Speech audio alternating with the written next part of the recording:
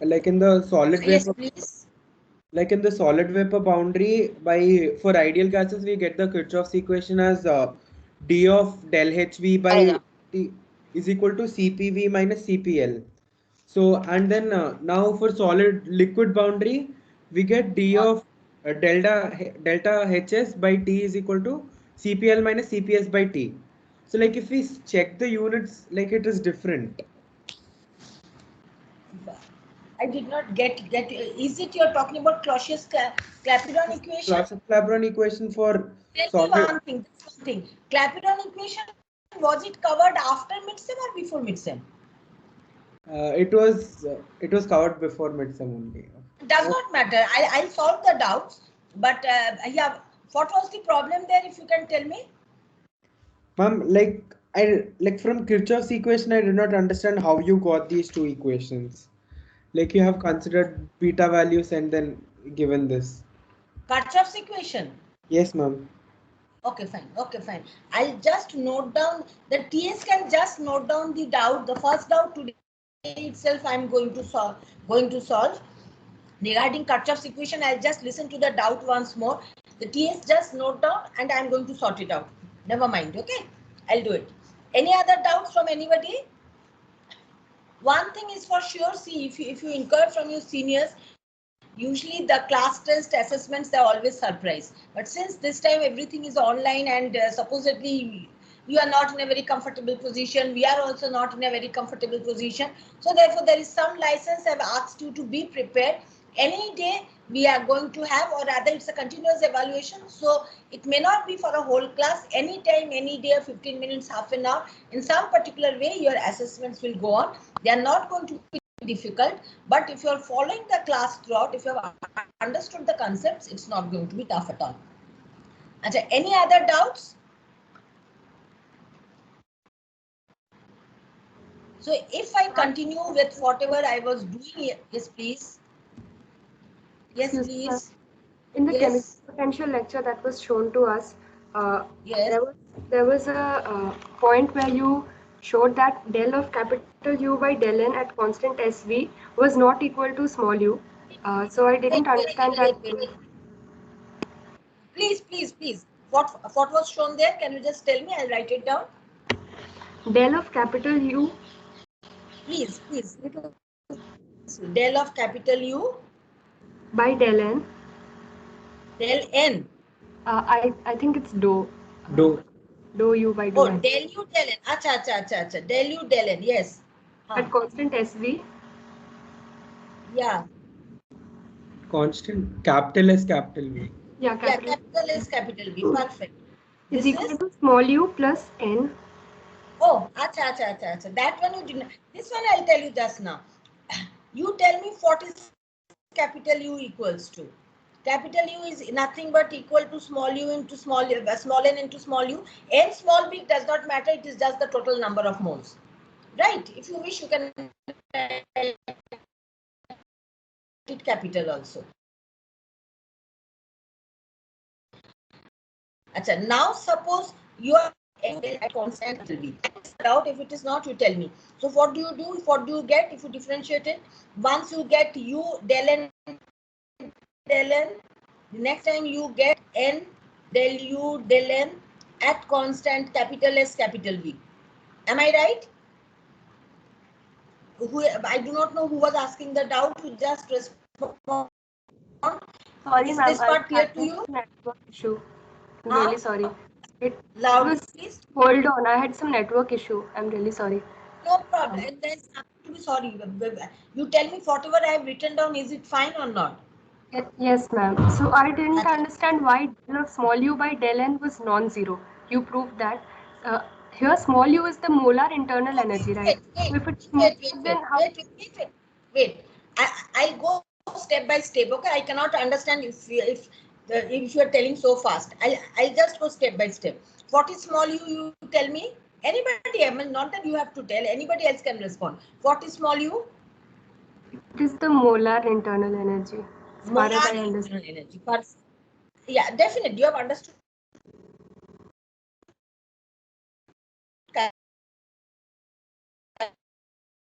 correctly.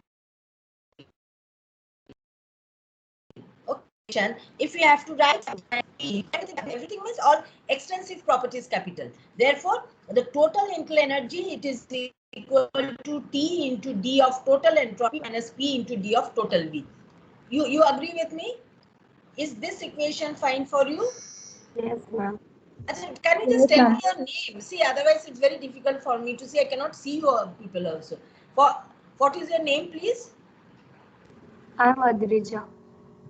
Advija. Good. Yes, ma'am. Advija. Very good.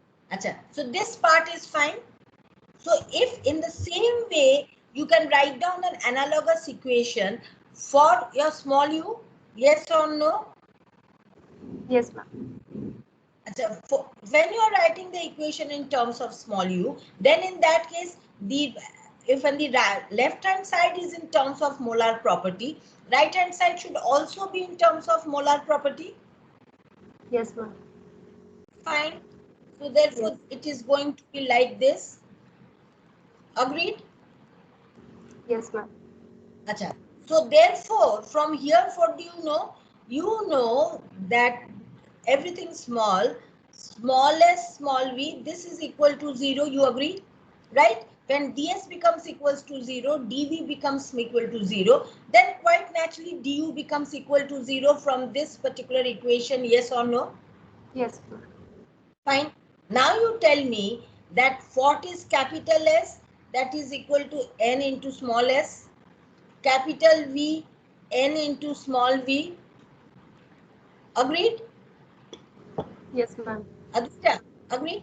Fine. Yes. So therefore, suppose your S has to be kept constant, V has to be kept constant, N is not kept constant, then can your capital S or capital V be kept constant? You tell me. No, ma'am. Since n is varying. It cannot be kept constant, isn't it? So therefore, when n is varying in this particular case, and you know that your u at constant smallest small v equals to 0, then definitely you cannot keep smallest capital S and small v capital V constant at the same time when n is varying. Agreed? Yes, ma'am. But I didn't understand why you said that when smallest small v is constant. They should always be constant, right? Because they are molar properties. Listen. They will be C. You can always vary molar entropy, molar volume, and change molar internal energy, right? But for constant molar internal energy, from this equation, this and this have to be kept constant. Okay. Now, so therefore, from this equation, we get that when we keep this and this constant, then in that case, this automatically becomes constant. Isn't it? Adveja? Yes, ma'am. Yes, ma'am. Fine. Now my take is that when you are varying n, this one you are varying, you are keeping this constant, definitely then this is not constant. No, ma'am. Agreed? Same thing happens for the next case also. So we know that u is a function of smallest small v. What we know from here is u, it is a function of smallest small v, such that when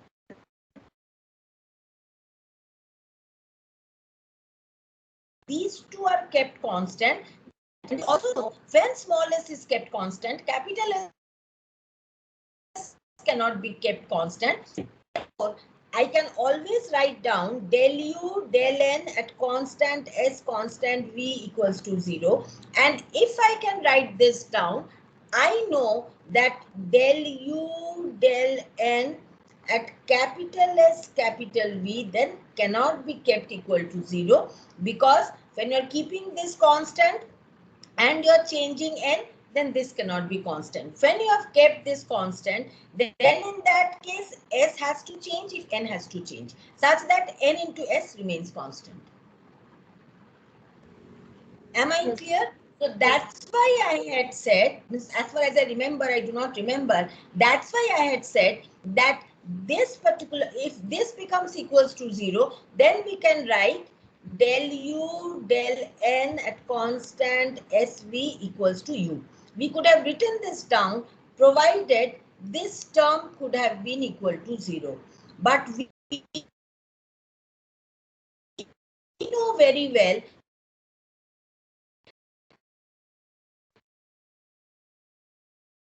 that when we are Mama, Ma'am, your actually voice your is video is breaking. breaking a lot. this calculation of the entropy, keeping total entropy total volume constant is not equal Hello, to the ma'am. molar internal. Hello, ma'am.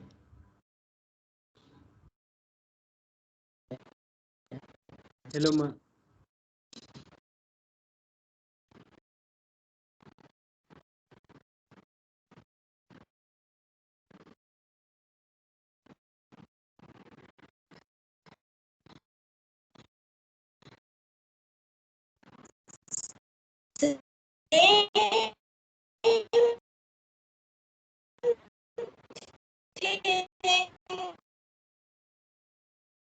Is true. This Hello, ma'am. same thing. Hello, ma'am. 1 minute. Yes, ma'am. Like your video and audio both are breaking. Like, we can't hear you at all. Since they are extensive variables, only in case of gains they are any first of all,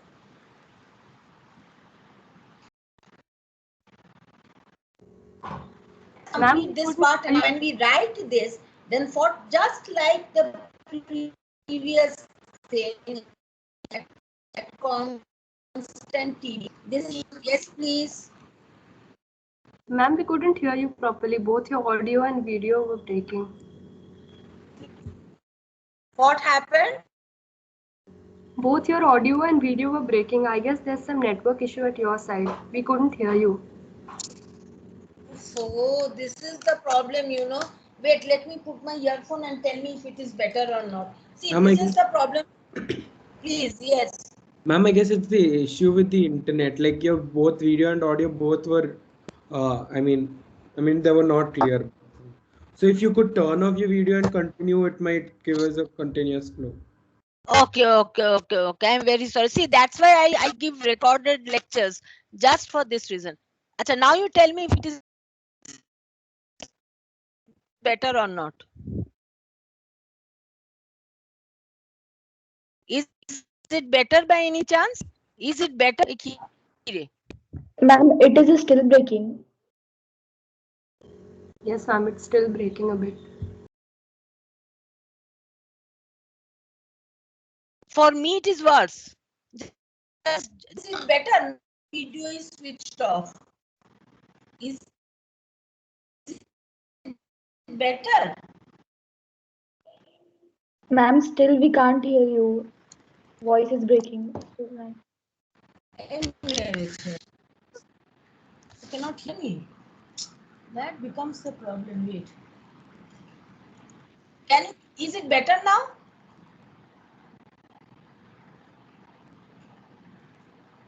Can you please respond if it is better now or not? No, Yes, ma'am. Pallavi? It's still breaking a lot. No, ma'am. Voice is breaking. Can you help me? Can you tell me how I can? Wait. Let me see. Okay, that whenever you are.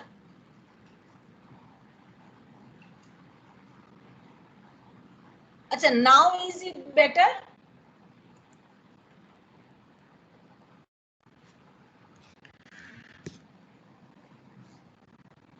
Can anyone confirm if it is better now? Yes, now ma'am, it's it is better, ma'am. better. Yes, See, ma'am. that is, it's not at all a comfortable feelings for any of us. And for a subject like this, if you cannot hear, it's very bad and wrong.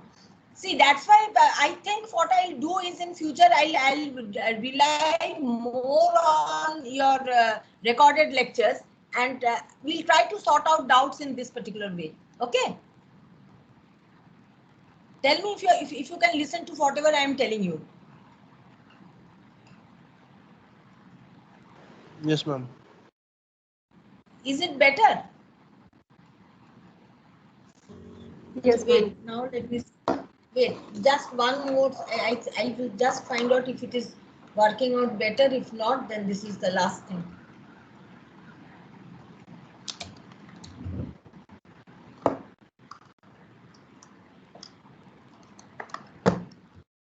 Just for last time, you tell me if this is better or not.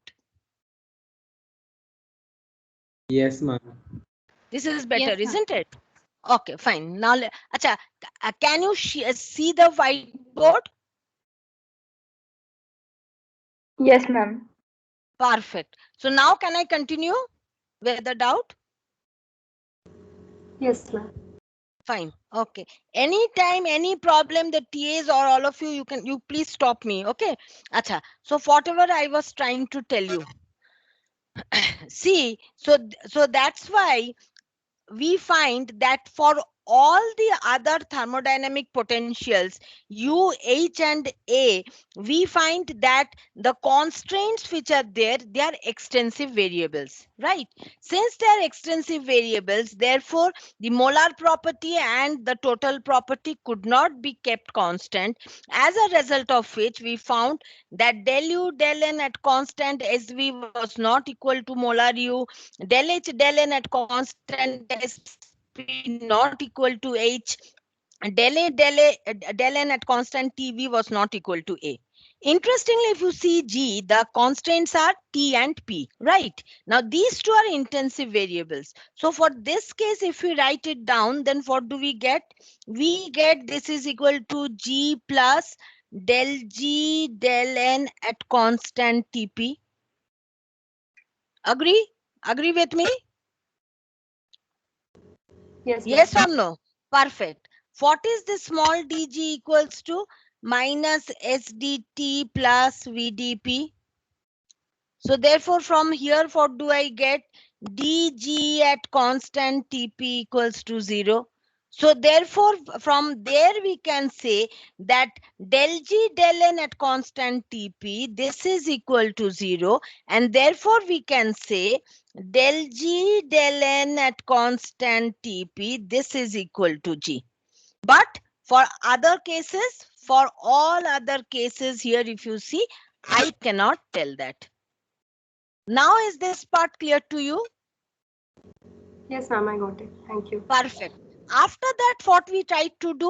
After that, what we tried to do was, then we tried to find out that if this property, then this property, then this property, if they're not equal to their corresponding molar properties, what are they equal to? And then I'll not go through the derivation. I guess you have understood. We had then proved that del U del N at constant capital S capital V, this is equal to G.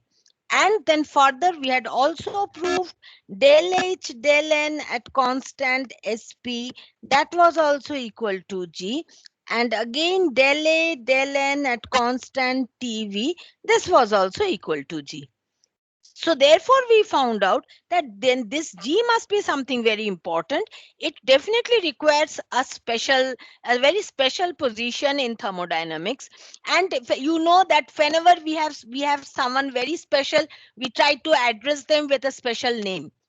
Some name which is not given to anybody else, it is given to that person. So accordingly, we had named this very special property, which for a pure substance, mind it, for a pure substance, the molar Gibbs free energy is something very different from all other molar properties. And therefore, this was given a very special name, which is known as the chemical potential. And then after that, what we did, we went on to explain that although it is called a chemical potential, this is not a potential in the true sense. This has got some properties of potential, some properties of force. So we were totally confused what to do with it, and therefore we decided to continue with the name of chemical potential. Right. So these things we did. Now since I've started this, I'll just continue a little while, and then we will come back to mixtures. just so that I'll do the revision. Okay. Now, once this was done, then after that, what did we do after this? After this, for this particular single component thing, then we found out then for open systems, simplest type of open systems. What was the simplest type of open systems? Single component. What do you mean by single component open systems? Simplest example, you have a liquid here, you have a vapor here, right? There is mass transfer going on between the liquid and the vapor. Any place you don't understand, voice breaking, repeat it, simply disturb me, simply stop me and tell me. What is, if you consider just the liquid portion in this particular closed vessel, this vessel is actually a closed vessel. It contains a liquid and a vapor in equilibrium. Say how it can be water, it can be benzene, anything. Only one component, right? Now, if we consider our control volume to be just enclosed by the liquid portion, what is this system? Can you tell me? Anybody who can tell me what is this particular system? Open system. Open system. System. So therefore, for this particular open system, can we write it down as du equals to everything capital, mind it, minus p dv plus mu dn. Okay, we are writing it for this system 1. This is, say, suppose the liquid phase. So whenever we denote phases, we denote it by superscript, component subscript, and phase superscript. This is the standard thing that I'll be following throughout the class, such that we have minimum of confusion. So therefore, for this particular open system, I can definitely write this down. Yes or no, you tell me. Yes, we can write it down. Yes, ma'am. Yes, ma'am. Perfect. Now for each of these, can I not write it down as dTs, everything referring to the liquid phase? Okay, this is not a power, this is just the liquid phase, minus SDT, again everything for the liquid, minus dPV plus VDP plus d mu n, again the liquid phase, minus n d mu. Yes or no? I have not done anything actually. I've just broken these. Can I write this down? Yes, ma'am. This part Yes, I think ma'am. you have to understood in the lecture. Okay, just I'll repeat it for one particular purpose. So therefore, from there, then what did we do? It was d of u minus ts plus pv minus mu n. This was equal to minus sdt plus vdp minus nd mu. Now you tell me what is this particular portion? U minus TV plus P, U minus TS plus PV. What is this? You tell me. Capital G. Good. Whoever you are telling the TS, let them know. What is mu into N? Can you tell me? What is mu into N? Capital It G. is also capital G. Capital G. So therefore, then what happens? This the left hand side equal to 0. So therefore, what do you get? You get an extremely important equation. See, this equation you will find as you go ahead. This equation is the sustaining equation of thermodynamics. This is a great contribution made by two persons. They were known as, what is this equation known? Gibbs to him. Gibbs to him equation. Perfect. I find all of you are very well prepared today. See, this having a test, the only problem is external forces are required to keep you going. That is the sad part. Very good. And I'll tell you now, you just from a single component, single phase system, if you find, then what do you understand from here? You cannot vary temperature, pressure, and the chemical potential independently. Whenever you vary the two, the other becomes constant. The important part of this equation is not in single component systems, it is in two component or multi-component systems. In multi-component systems, what is the corresponding equation? Can you tell me? For example, in this particular case that I had drawn, if the liquid, it had number of components, say it has got two components or three components, right? So this is N1L, N2L, N3L. Fine. Here also you have got N1V, N2V, N3V. So then can you tell me that we are just considering the liquid phase? Now for the liquid phase, when instead of total number of moles as NL, if we have three components and we know that N1L, N2L, N3L, these are the components, then can you tell me in what way the Gibbs-Duhem equation is going to get modified? It will just be sigma I equal to 1 to 3 Ni d mu n. Perfect. Why? Because here I will give 1. Then here I will give mu 2L dN2L. Plus I will give mu 3L dN3L, and I'll proceed with the entire derivation. So therefore, under that case, what happens? You can you can simply try it out. If you have got, then all these corresponding terms will be coming. And finally, then here you are going to get something like sigma. In this case, it is I equals to 1, 2, 3 Ni d mu I, right? And this is the importance. Then in this case, at constant T and P, what do you get? You get sigma Ni d mu I equals to 0. Well, this mu I, again, when it is in a mixture, it has got a different symbol. We'll talk about it.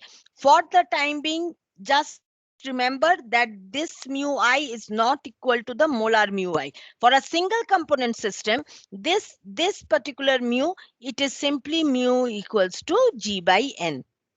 In this case, it is the contribution of G in the solution. We'll be doing it after some time. This is actually known as the molar, sorry, no, not polar, molar, wait. This is actually known as, we are going to talk about it, this is the partial molar property. Do not bother it at the moment. Within a few seconds we'll be talking about it, but just remember that the important part is then in this particular case, N1 d mu 1 plus N2 d mu 2 plus N3 d mu 3 equals to 0. Now, mostly from here, what we know is that usually N1, N2, N3 are known. If you know the variation of mu1 and mu2 as a function of either temperature or pressure or both, you can find out the same thing for mu3. Right. And we know that whenever we are talking about equilibrium, it is very important that when we are talking about equilibrium, then in that case, for this particular system, when we are talking about equilibrium, then for the liquid phase, we have written something of this sort. We can write down something of this sort for the vapor phase as well. Yes or no? Is this part clear to you? Yes, ma'am. Perfect. So therefore, just the way I have written it down for the vapor phase, simply do not bother about the partial property at the moment. In the same way, we should have an identical equation for the vapor phase as well, right? So therefore, for the vapor phase as well, we should be having a equation something of this sort. Yes or no? If it is a single component, it will be something of this sort. If it's a multi-component, then we have I equals to 1 to n or 1 to 3, whatever. So therefore, remember one thing, whenever you are having any particular open system, for every open system, there is a Gibbs-Duhem equation which restricts the variation of the different properties. It simply connects the different intensive properties and tells us all the intensive properties cannot be varied independently. If you vary two properties, the third one automatically becomes constant if there are total 3 number of properties, right? So always remember that whenever you are having an open system, corresponding to the open system, you will be having a Gibbs-Duhem equation. Now in this particular case, we are having how many open systems, you tell me? This particular system, how many open systems we are having? 2 open systems. Two open systems. Two open systems, they are comprising what? They are comprising one closed system. What is this closed system? It has got two phases. So therefore, this particular closed system it is a heterogeneous closed system comprising of two homogeneous open systems, right? So therefore, whenever you are having something of this sort, say for this particular case, for how many components you have? You are having 3 components. How many phases you are having? You are having 2 phases. Now, what are the total number of properties that you have here? Whenever you are having a closed system with 2 phases, ultimately they are going to come in equilibrium, or else they cannot exist. Agree with me? Come on. Yes, ma'am. You agree? So therefore, when this entire thing is going to be in equilibrium, then naturally, what are the properties? You know, T is a property, P is a property. You have N1, N2, N3 in the liquid phase. You have N1, N2, N3 in the vapor phase, right? Now you know that the total amount of N1 has to be constant, which is sigma, or rather the total N1 total, sigma Ni. Okay. Similarly, this has to be constant, this has to be constant. So therefore, how many constraints you have? You cannot vary N1V and N1L independently. Can you? No, ma'am. Moment you vary N1, suppose you decrease N1V, N1L has to increase, or vice versa. So therefore, these two, they cannot be varied independently. You have got one constraint. These two cannot be varied independently. You have got another constraint. These two cannot be varied independently. You have 3 constraints, yes or no? Yes, ma'am. You know that there is a Gibbs-Duhem equation for this phase, there's a Gibbs-Duhem equation for this phase. So in total, how many constraints do you have? How many constraints do you have in total? 5. 5. You have got 5. 5 constraints in total you have, right? And what were the total number of properties that you, and yeah, total number of properties that you had? 1, 2, 3, 4, 5, 6, 7, 8. Isn't it? 8 properties. So therefore, how many properties can you vary independently? 3.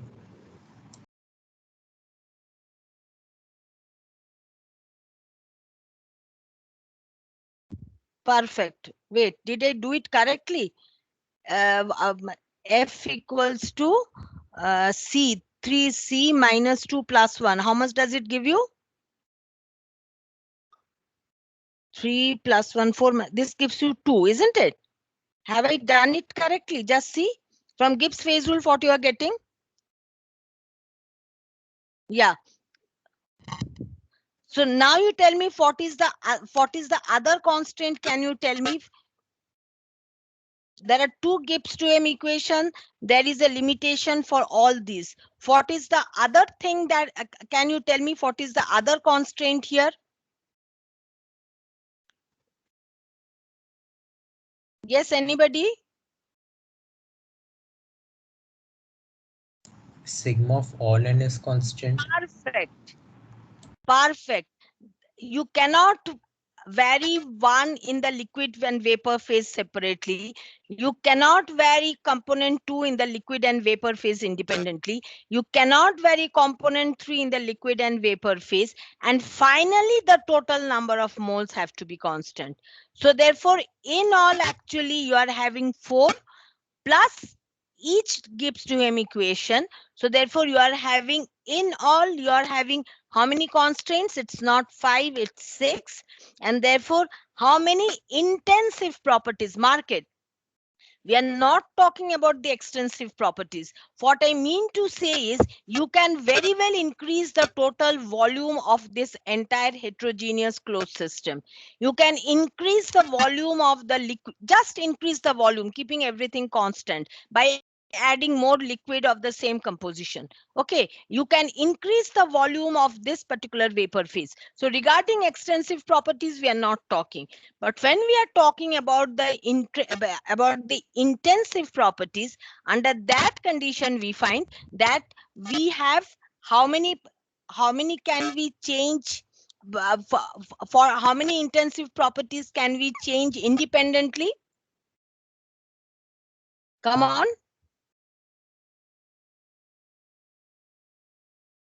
Come on. How many intensive? 2. So therefore, this is what is given by Gibbs phase rule. And that is what was proved. So there were 2 important things which had been mentioned to you, and I've repeated it just because they are extremely important. One is the Gibbs-Duhem equation, the other is the Gibbs phase rule. Remember one thing, just like we have derived a Gibbs-Duhem equation for mu, you can be rest assured that you will have a Gibbs-Duhem equation for every particular intensive property in solution. That we'll be discussing a little while. Okay. Is this fine for you? Yes, ma'am. Fine. Suppose now I again go back to this open system. Whenever we start with the simplest possible system. So I start with the single component system. Now for this particular single component system, again, I can write down this you have already done. I'm coming to the another doubt which was there. This also, you know, that for this particular, for the entire system, can I write down something of this sort?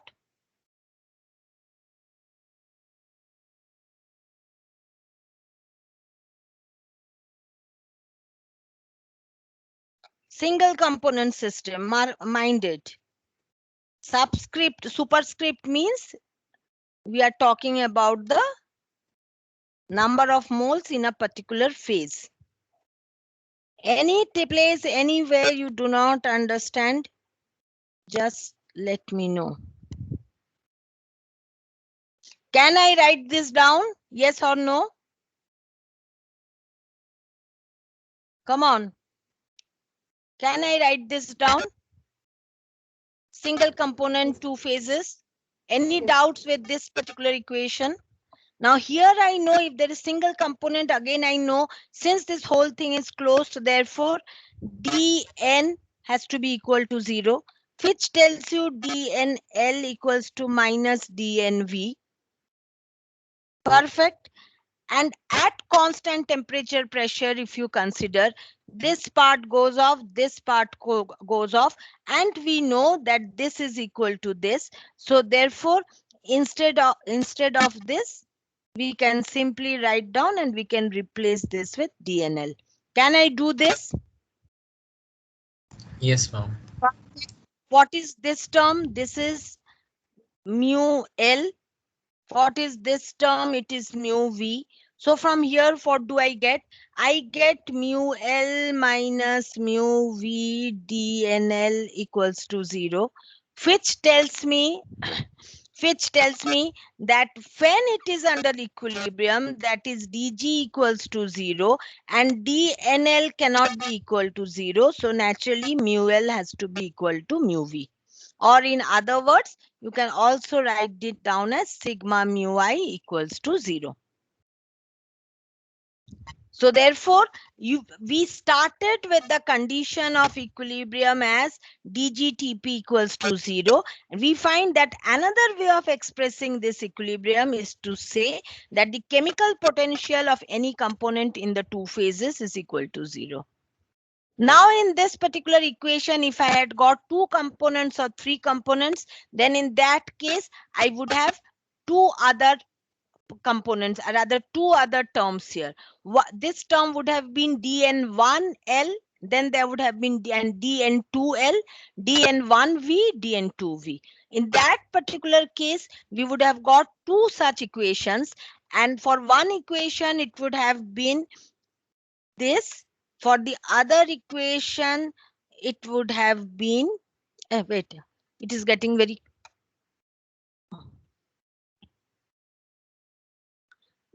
So this would have been one equation.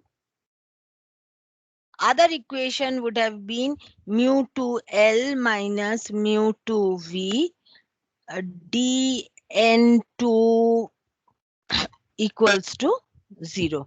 dn2L equals to 0. This would have been dn1. So therefore, if I had two components, I would have one this equation, one this equation. If I had got three components, I would have got another equation. So therefore, in general, I could have written this down. Right? So therefore, whenever you are talking about thermodynamic potentials, under that case, we know that d of that thermodynamic potential subject to the constants equals to 0. But when we talk of chemical potential, it is the summation of chemical potential equals to 0. And you have already been told that this is particularly the reason for which this is not a thermodynamic potential in the true sense. This you have understood, I believe, isn't it? Well, the next thing, the first, since if we are dealing with a single component system, then what do we get? There is one other thing, sorry, I forgot to say. Suppose we are not under equilibrium, right? If the condition is such that in this particular case, at constant Tp, I'll go here.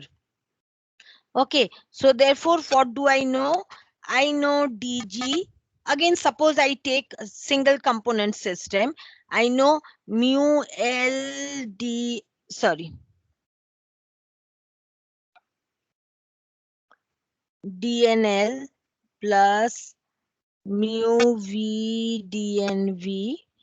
This is the equation I know at constant Tp.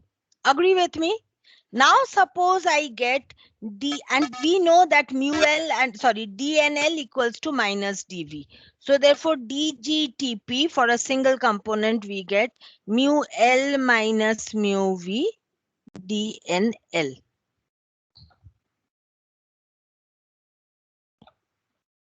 Fine.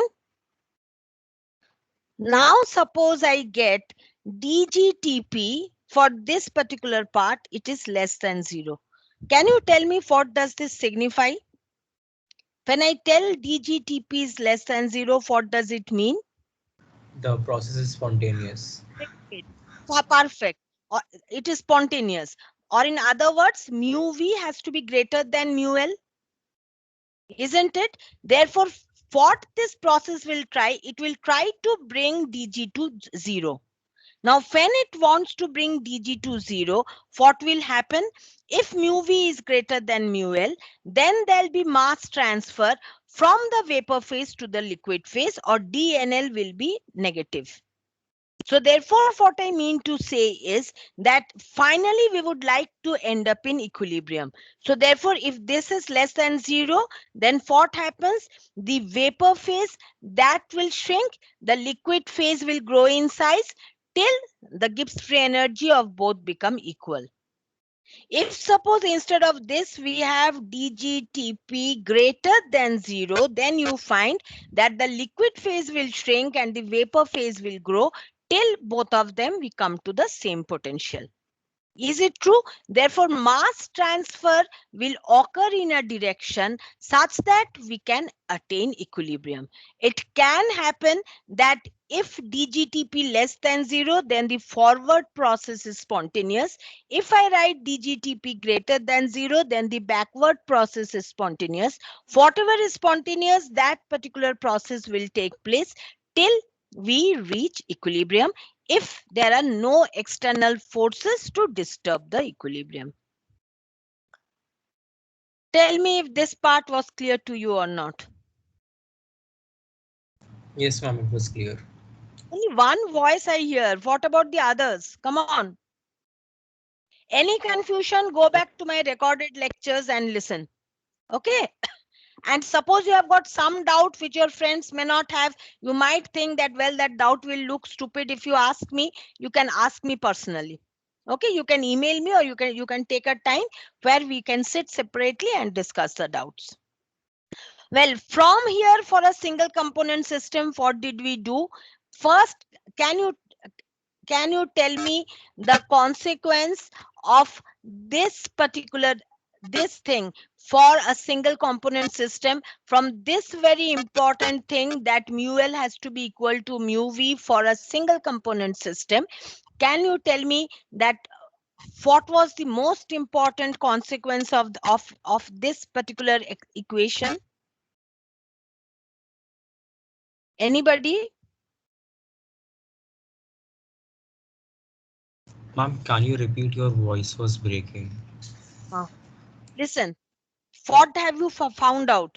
Again, I'll draw it here. We have a liquid phase, we are having a vapor phase, and we know that in mu L has to be equal to mu V for the two phases to be in equilibrium, or else if there is a change in the chemical potential, d mu L has to be equal to d mu V. Yes or no? Yes, ma'am. You know, but only one voice is telling yes. What about the others? Yes, ma'am. Yes, ma'am. Yes. Good. So therefore, when we start, the two phases are in equilibrium. Somehow we disturb the equilibrium. Finally, again, it will try to come back to the equilibrium, right? So therefore, I'm just dealing with the liquid and vapor phase. It can be any two phases. We had denoted the phases as alpha and beta. Just for ease of understanding, I am dealing with the liquid and the vapor phase. So therefore, if you plot it in a PT plot, basically we had started from, say, any particular phase here, we have ended up here. Okay, so for this we know that from this to this that it had got the d mu L was equal to d mu V. Now what is d mu L? Can you tell me?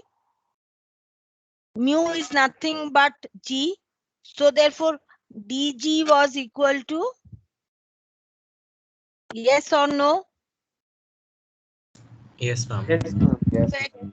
d mu L was equals to minus SL dt VL dP. I do not write separate symptoms for L and T and P because the temperature and pressure are same in both the phases.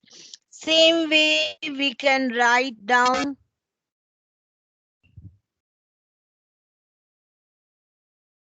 agreed. Oh, Yes, ma'am. wait. And what do I know? I know d mu L equals to d mu V. Okay, so therefore, if I subtract this part becomes equal to 0.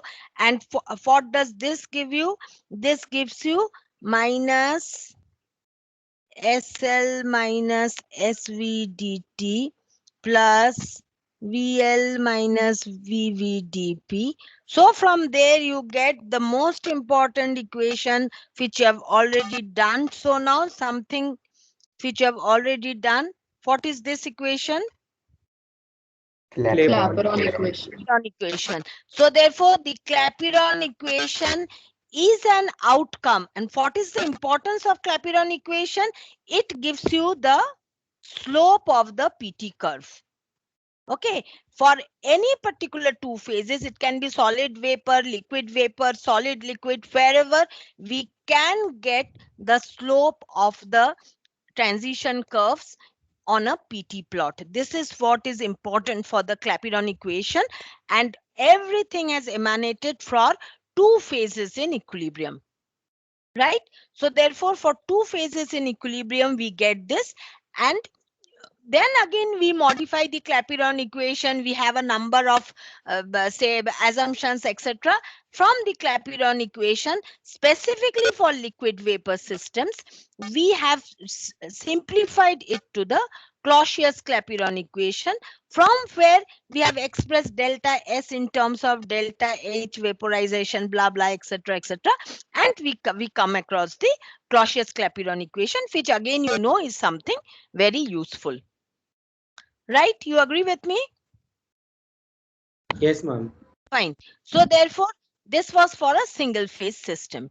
Now, there's one other very important thing. So therefore, what do you find? That if suppose you have any particular system where there are two phases and the two phases are in equilibrium, thus each particular phase can comprise of one component or more than one components, it does not matter, but the two phases finally the whole thing finally has to be closed. Okay, instead of two phases you can have 3, 4, 5, whatever be the number of phases. For each phase it is an open system, but finally when you add up everything, finally the whole thing has to be closed, because finally if you see the earth or the universe, finally the entire thing is a closed system, right? So therefore there can be n or pi number of open systems, but finally the whole thing has to be enclosed in a heterogeneous closed system. Okay, and what are we interested in? We are, as chemical engineers, we are interested for different mass transfer processes. Now for different mass transfer processes, what governs it? The difference in chemical potential governs the mass transfer. Either the difference in chemical potential, or you can write it down as the difference in Gibbs free energy between the different phases for each component. In whatever way you wish, you can do it. Usually we try to prefer it in terms of intensive variables. So therefore we say the difference in temperature, it governs heat transfer. Difference in pressure, it governs your fluid flow or momentum transfer. Difference in chemical potential, it governs the mass transfer, right?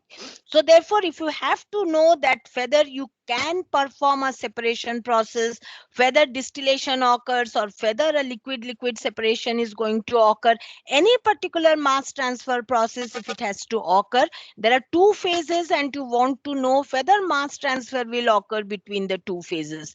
These two phases can be liquid vapor, solid liquid, liquid liquid, solid vapor, anything.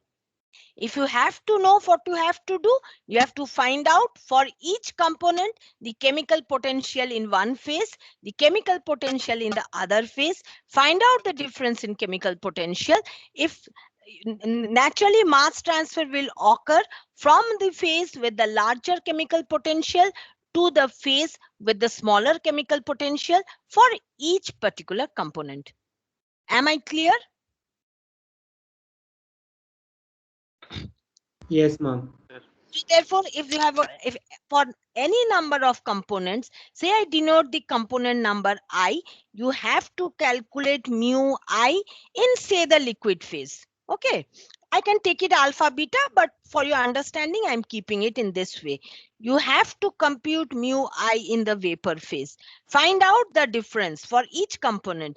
If mu I L is greater than mu I V, then in that case, mass transfer will occur from the liquid to the vapor phase for that component I. If I find mu I L is less than mu I V, then mass transfer will occur from the vapor to the liquid phase for component I. How long will this go on? This will go on till finally I reach, for each component, mu I L equals to mu I V. Right. So therefore, what do we realize? Finding out mu I for any particular phase, that becomes very important. And then what we found out that d mu, it was related to minus SDT plus VDP. This we know. At constant temperature, what did we find out? We found out at constant temperature, d mu was equals to VdP. Perfect. And then, so therefore, if you have to find out mu at a constant temperature, you need to have some idea of how volume changes with pressure. So therefore, if you want to, and remember one thing, this mu has to be, you need to have a way to find out mu for each and every phase, for each and every component. So you need to know ways of calculating mu in the solid phase, liquid phase, vapor phase, everywhere. Okay, and then for every particular phase, you need to know how V varies with P. So people were thinking that it is becoming very cumbersome. Whenever people think that something becomes extremely cumbersome, just give me 2 minutes. Hello? হ্যাঁ আমার ক্লাসটা চলছে, আমি একটু একটু একটু 5 মিনিটের মধ্যে জয়েন করছি। হ্যাঁ, ওটা শুরু করে দিন, কিছু করার নেই, আমার ক্লাসটা চলছে। আমি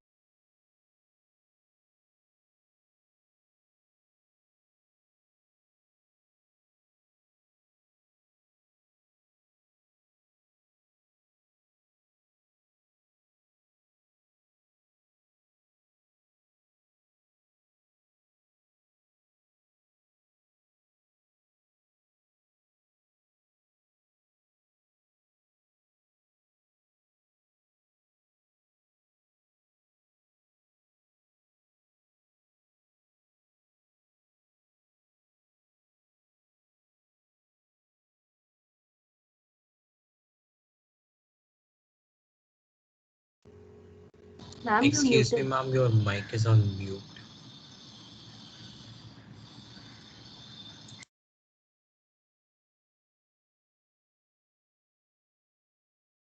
Someone had muted me. Do not tell me my mic is on mute. Acha, one thing, I have to join a meeting. I'll come back in half an hour. So can I request Pallavi, you please start the first lecture on partial molar properties. Only one lecture. Within that time, I'll come back and I'll continue this particular discussion. Sorry for the interruption. I just have to go and I'll come back. I'm leaving the meeting. Is Pallavi there? Hello, ma'am. There? You Yes, please ma'am. do one thing then, Pallavi. You please start the lecture on partial molar properties. Only one lecture will go on. I'll come back, join, and I'll continue this part. Okay. Yes. Sorry for the inconvenience. You just students who listen to that lecture, understand? For mixtures, what are partial molar properties? I'll come back and explain the whole thing to you once more. Okay. Pallavi, you can please start the lecture. Is it fine, Pallavi? Yes, ma'am. Alexa will do that, ma'am. Yes, Hello. please. Alex will do it. Alex, are you there? Yeah, actually, I have uploaded that lecture. You can watch it there. No. You play it. Pallavi, play it. Ma'am, while playing, it's some issues are rising, ma'am. That's why I'm taking help from Alexa, ma'am. Acha, do one thing. All of you, Pallavi, the lecture which we did not play, please also play that. Please also upload that lecture also. Okay, the lecture which we were talking yesterday regarding mixture properties. Okay, you upload all the 3 lectures. Students, you please watch the first lecture on mixtures, and then by that time I'll come back. None of you, Alex, you are also unable to play the lecture? Ma'am, actually, what I have done is I have uploaded via stream, so they can stream it in the Teams itself. Okay, fine. Just because till yesterday you were doing it, isn't it? Hello? Yeah. Actually, there was some problem. Means we are having the noise interruptions and all. Acha, do one thing. Then students, you just start watching that lecture. See, Alex, if you can do something about it, I'll return in half an hour and then I'll join. Okay? Is it all right for all of you? Let them join, watch the first lecture on partial molar properties. Just help them out, Alex. I'm leaving. Okay, I'll come back within half an hour. Okay, ma'am. Bye. So I have uploaded that means 2 lectures. One is partial molar properties and other one is partial molar properties part 2. So you can start watching partial molar properties, means the first one that I've uploaded, not part 2. Okay, means you can see that in the chat section. Just see and confirm me whether you can see it or not.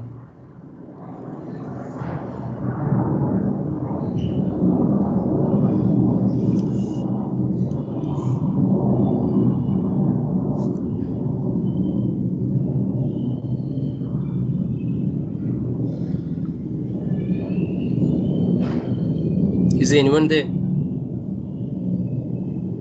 Yes, sir. Are you able to see that? Yes, sir. Okay, just watch the first lecture, which is partial molar properties, not the part 2, but the part 1. Okay. Just watch and write down your queries, post them, and we will look into it. Okay. Sir, we are supposed to watch partial molar properties part 1 or part 2? Part 1.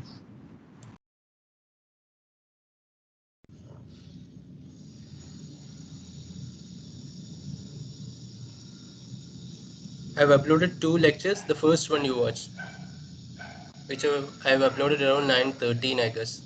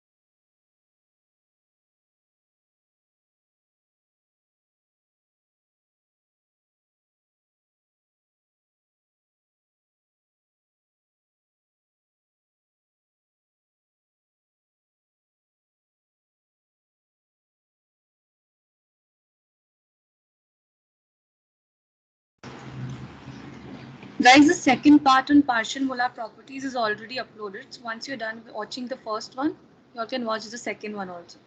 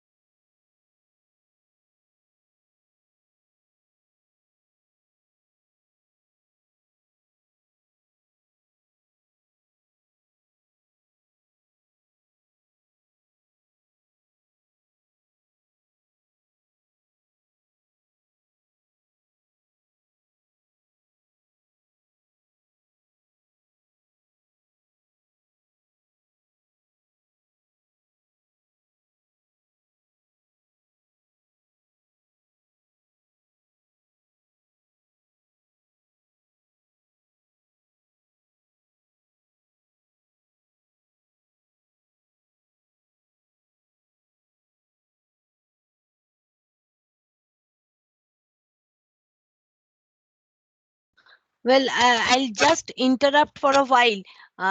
What is going on now? Is the video running or what is it? Pallavi? Ma'am, it's video running, ma'am. Acha, how long is the partial molar properties thing, isn't it? Yes, ma'am. Acha, how long is left for the first video? Maybe it's around 10 minutes, ma'am. Okay, okay. Then I'll be quiet for 10 minutes and then we start again. Okay.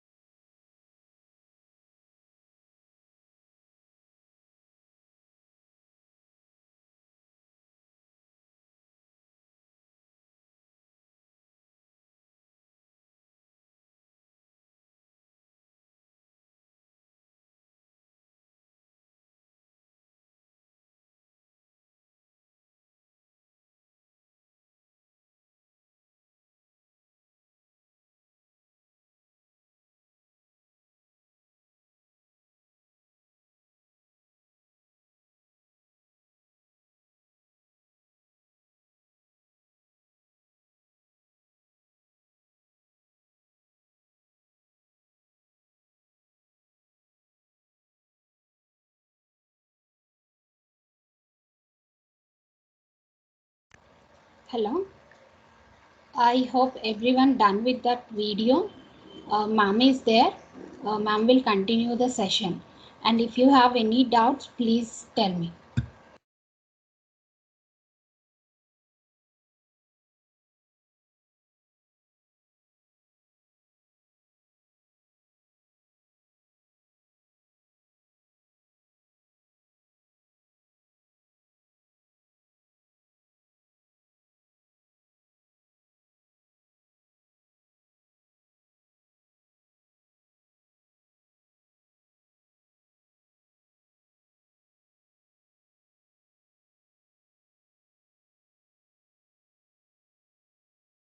Sorry. Acha, am I audible now?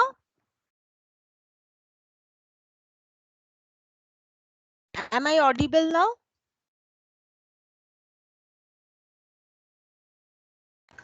Hello, ma'am. You are audible, ma'am. Acha, can you tell me one thing? See, the TAs are unable to run the videos. And I find that if I take the classes, then very often due to internet issue, the voice is breaking and all. Can any one of you, if the videos are uploaded and from your laptop, can you run it for the whole class? Or do you prefer in this particular way? Which one is preferable for you?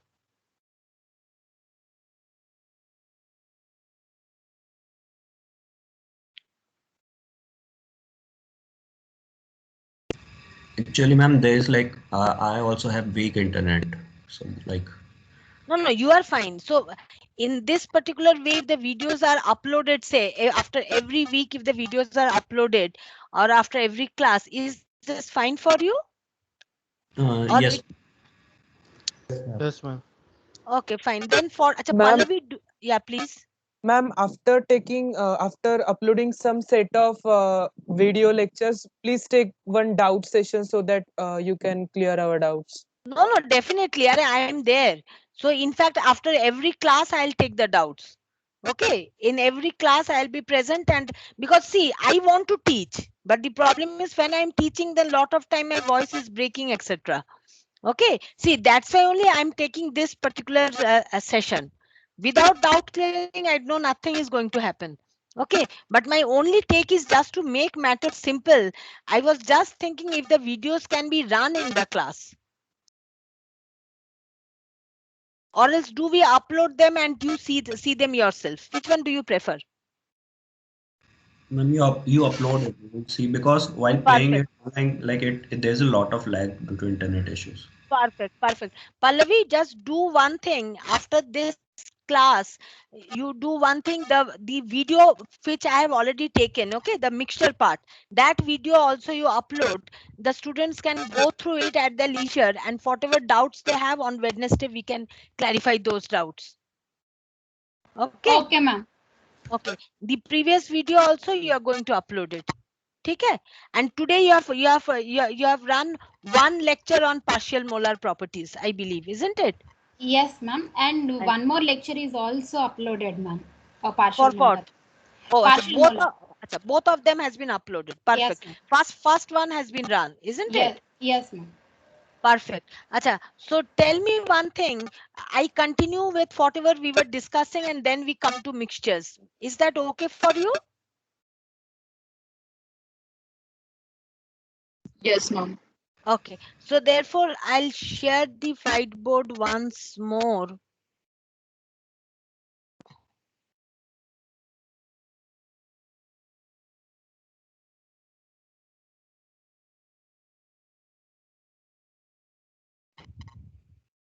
Wait. No, dismiss.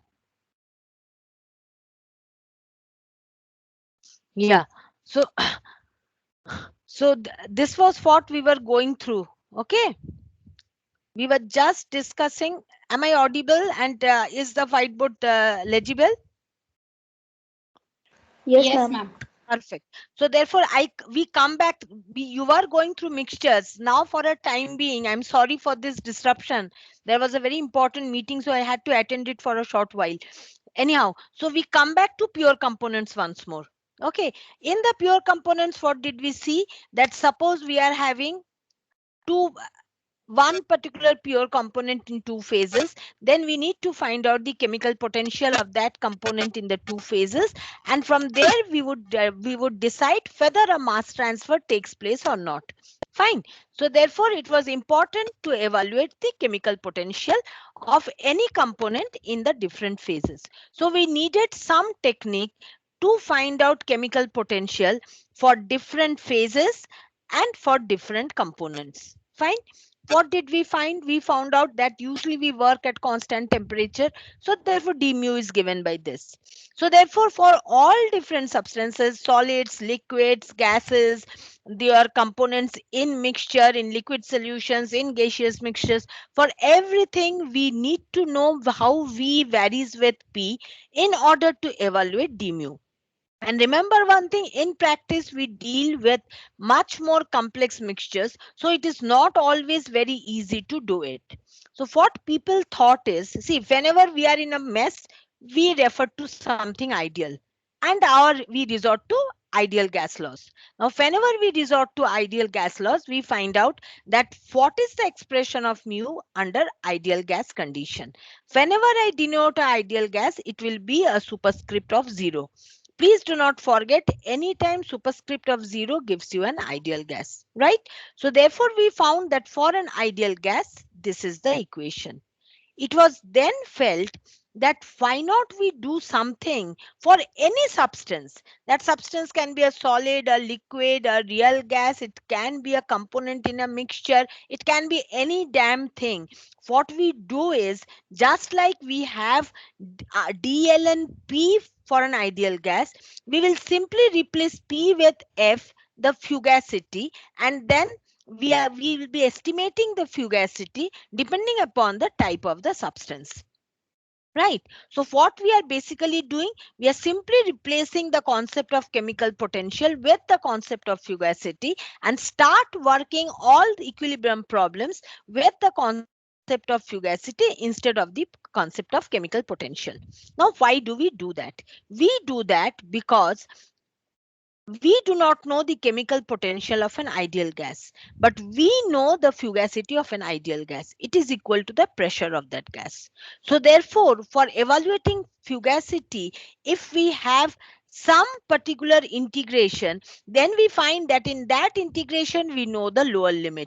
What is the lower limit of the integration? Lower limit is at very low pressure, where we know F is equal to P. Okay. And then from there, we integrate it to the pressure where actually F is equal to F. So therefore, since we know fugacity at the lower limit of this particular integral, that was provided the motivation of replacing mu with F and reworking the entire equilibrium problems with fugacity. Am I clear to you? So therefore, the defining equation for fugacity was, if you take this is RT/dln, we just subtract F by P equals to V minus RT by P dP. Now you need to find out fugacity at any particular pressure. So therefore, from here it goes at the low pressure, mu equals to mu 0 or mu minus mu 0 equal to 0. From we integrate it to mu equals to mu. Under what conditions this mu becomes equals to mu? It becomes under conditions of some particular pressure where we have the F by P equals to F by P. What is the lower level of integration? The ideal gas state. At the ideal gas state, what is the value of F by P? Can you tell me? In the ideal gas, 1. So therefore, we start from F by P equals to 1 to some particular value F by P. Here the integration is 0 and here the integration is P.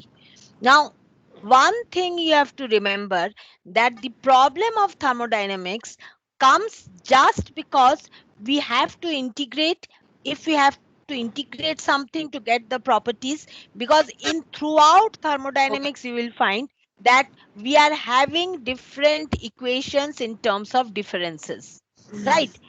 First law, it defined delta U. Second law, it defined delta S. right? Then we define delta H, delta G, everything. So therefore, every single property definition is in terms of differences. So therefore, if you have to calculate the absolute value of the property, you need to know the value of the property under some particular condition. Mostly this condition is the ideal gas state. So therefore, we always try to evaluate all properties in terms of the properties of the ideal gas state. Yeah, anything? Any problem? Sorry, ma'am. Okay, fine. Please mute your microphones. Okay, fine. So therefore, for every particular property evaluation, we have to resort to the ideal gas state, right? And that is from where the residual property, concept of residual property came up. And from there only the concept of fugacity has come up. See, in textbooks, you will find fugacity is a corrected pressure, etc., etc. Remember one thing, fugacity is just the correction made for any substance just because of the deviation from the ideal gas state. This concept was evolved because fugacity equals to pressure under the ideal gas state. Therefore, we know the lower limit of integration, and therefore we can write it down as, and this gives us the defining equation of fugacity. And just because we have a defining equation of fugacity, the incentive of replacing mu with fugacity was felt. And remember, this is the defining equation which you will be using throughout for finding out fugacity and for deciding whether two substances are in equilibrium or not. Remember, the concept of fugacity was introduced just for ease of evaluating and deciding the equilibrium conditions. So once mu was replaced by F, then there are certain things that has to be done. First thing you have to remember that just like mu was introduced in order to define chemical equilibrium, since F was used to replace mu, first thing that we need to do is we have to define the condition of equilibrium in terms of F, where I believe there was one particular doubt which was raised, and I'm going to solve that particular doubt. Right? So this is the first thing that you are supposed to do.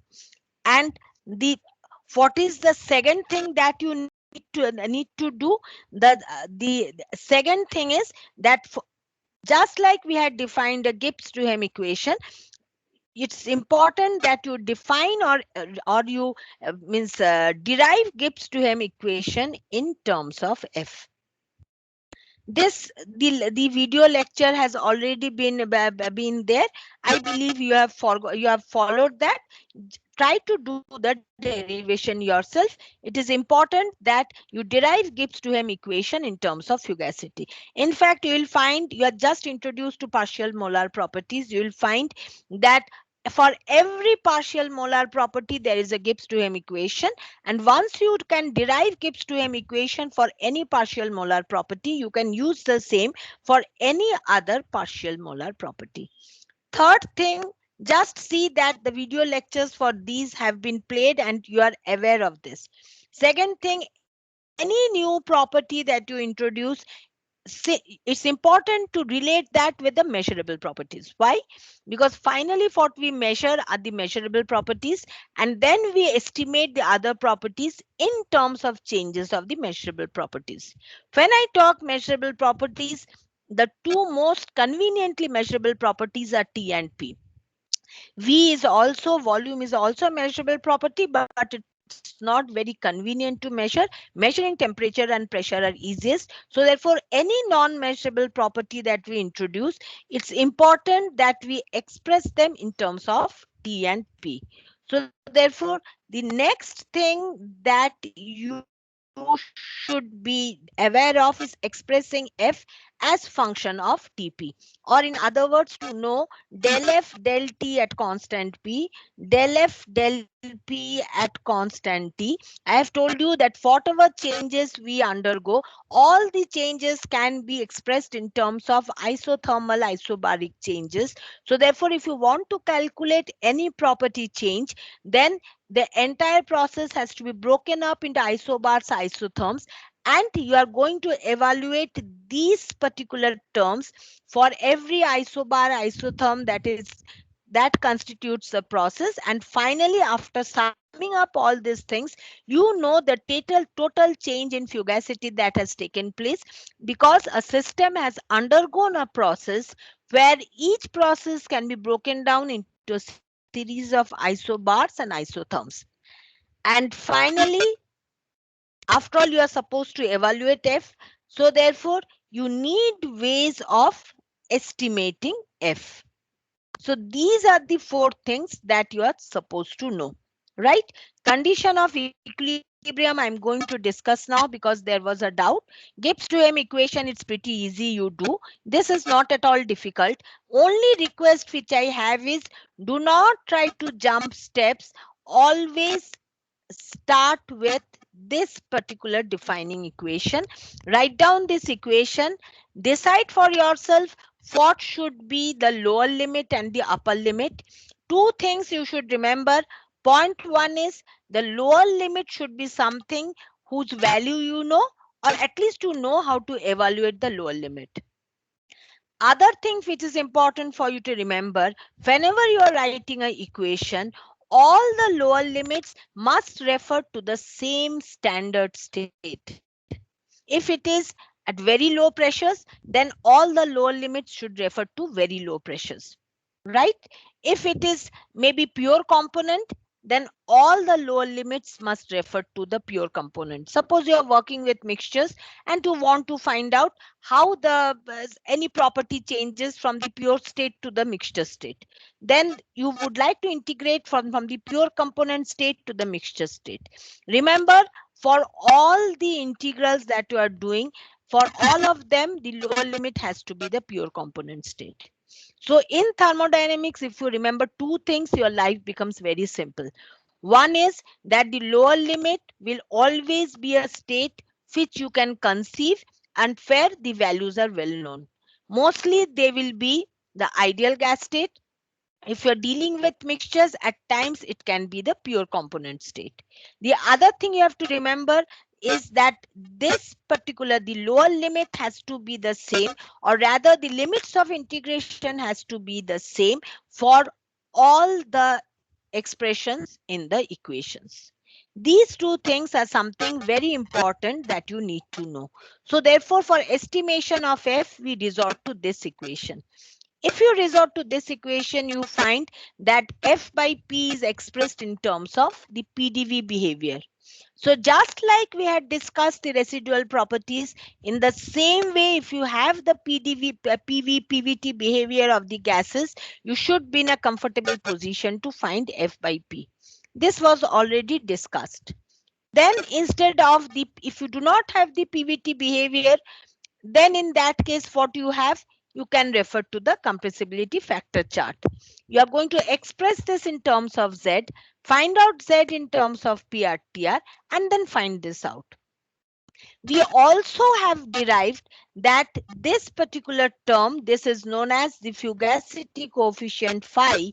This also conforms to the law of corresponding states. So therefore, it just correct me if certain things have not been discussed. So therefore, there are graphs available for ln phi as a function of PR with TR as parameters.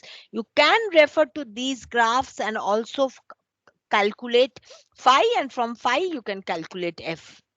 There are 2 parameter law of corresponding states. There are also 3 parameter law of corresponding states which are there.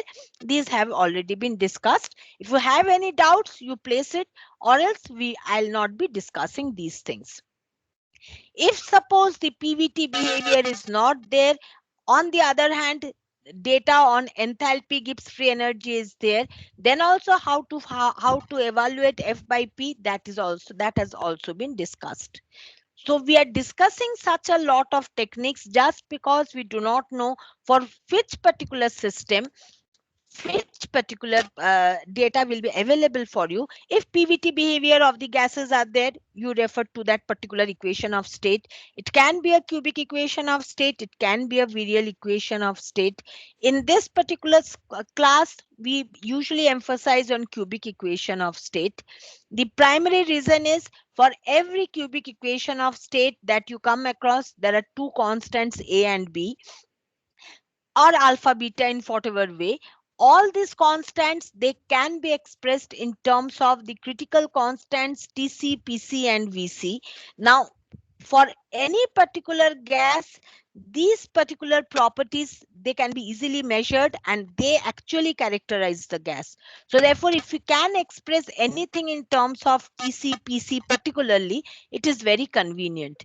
Since the constants of the cubic equations can be expressed in terms of TC/PC, so therefore an accurate evaluation of those constants is possible. Therefore, we repeatedly resort to cubic equations of state, or in this class we prefer cubic equation of state if for any particular gas you find that the virial coefficients are available. You can definitely work out with the virial equations as well. If nothing is available, compressibility factor, or else refer to the law of corresponding states, find out phi directly from PR and TR. Suppose you do not know anything about the PVT behavior or the compressibility factor, but there is very reliable data available on enthalpy Gibbs free energy. Then refer to those data and find out F. Right. So therefore, estimation of F has to be done, because even for a pure component, you need to find out F of that component in the liquid phase, need to find out F of the component in the vapor phase. Then you have to compare the two, and then you can decide whether the system or the two particular open systems, they are in equilibrium or not. The only important thing that I need to do now is to express equilibrium in terms of fugacity, which I think one of you had said that it was not very clear to you. Am I right? There was one particular doubt for requesting me to express F in terms, or rather requesting me to express equilibrium in terms of F. Was there a doubt on this? I remember someone had requested me. Yes, ma'am. Yes, ma'am. Like I was saying that. Yeah. Now tell me that how much time do we have? Do you have a class after this? Yes, ma'am. We have Jayanta sir's class. Are Baba. Then I'll do one thing. You have a doubt of how that F alpha equals to F beta was derived for under different conditions. So So do you want me to discuss it in the class, or you meet me sometimes other than the class and I explain it to you? What does the others say? Like many had this doubt, I guess, like many asked me. So it would be better if it was taught in the class. Perfect. So now I cannot do it because it's already time and I don't want to hurry up. So what we do on Wednesday, please remember we are going to meet at 11. For 2 consecutive Wednesdays, we'll be meeting at 11. Right. I'll give you a break in between. Otherwise, it becomes very strenuous, not like today. So therefore, Wednesday at 11, I clarify that particular doubt and all other doubts regarding single component and mixtures, not the two phases in equilibrium, single component and mixtures, how to find out F, how to find out mu, etc., whatever has been taught. We are going to discuss everything and then we will be proceeding ahead. Right. One thing I'll tell you, there was an assignment which was posted. The first 4 or I think first 6 or 7 problems you are supposed to do.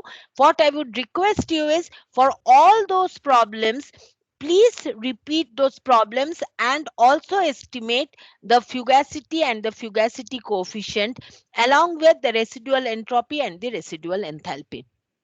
You can also start working with the mixture properties, but if you even do not do it, kindly along with whatever you are submitting, please calculate the fugacity and the fugacity coefficient for all the, I don't remember how many problems of pure components were given, I think 6 or 7 problems.